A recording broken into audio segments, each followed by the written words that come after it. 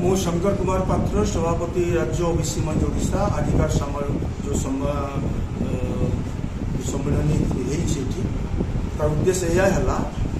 जे ओडिशा रे ओबीसी माने वर्तमान सुधा कौन प्रकार संवैधानिक हक अधिकार पाई ना छात्र माने शिक्षा जीरो युवक माने चाकरी जीरो एवं नागरिक माने राजनीति रे 0%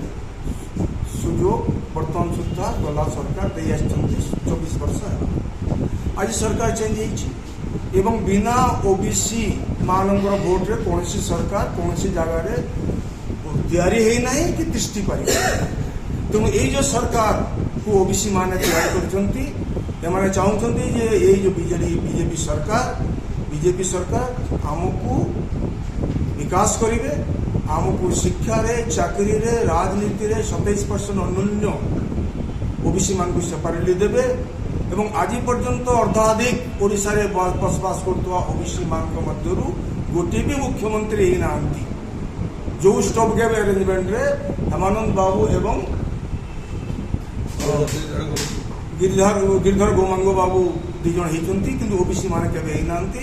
तेणु ओबीसी मानकर कथा को ऊपर रखापी ओबीसी को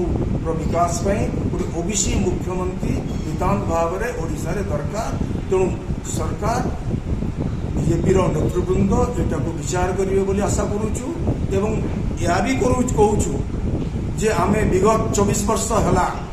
अमलातंत्र शासन थिलु जदिओ ना बीजेडी थिला किंतु अमलातंत्र शासन थिलु आग भाया कौन अमलातंत्र को नदे तृणमूल स्तर आसीथिबा नेता